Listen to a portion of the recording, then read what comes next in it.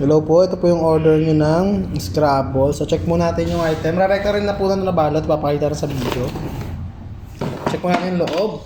Kung kompleto yung mga kasama niya. Manual, test yung tiles, tsaka yung poste. So yan. Ito na natin yan ng balot. Ito na yung balot na.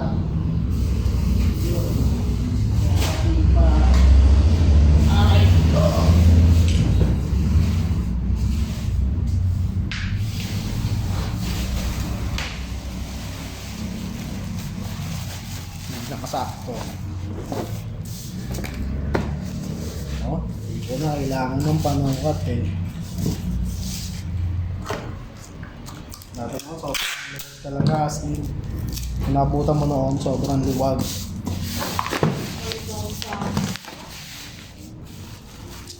Magano, Tagaytay, sama-sama sana.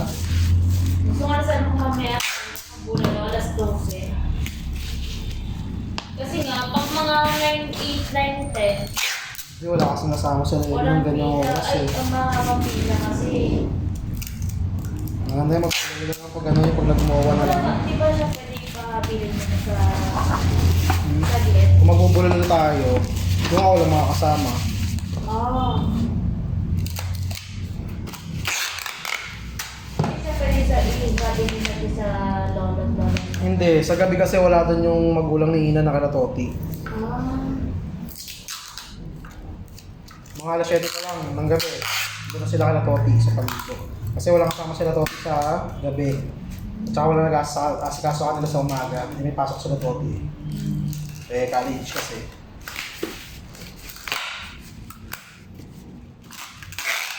Kaya ginagawa ni Tita. Nakawi sila dyan, madaling araw na. Pinaluluto niya muna sila Toti ng mga pagkain.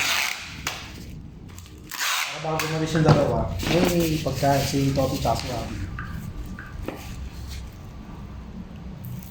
Kaya swerte lang ito. Actually, sobrang bait talaga ng magulang niya na promise. Wala kang masasabi dun sa magulang niya. Mahilig ka lang talaga mangutangin lang yung problema. Parang magulang mo rin. Lahat naman ng nagiging natin, ewan ko lang. Kaya na or wala din. Hindi kasi naiisip ng ano eh, ng magulang natin na pinagtatrabahuan niya yung pera ng ibang tao. Kumbaga pinapalaki niya lang.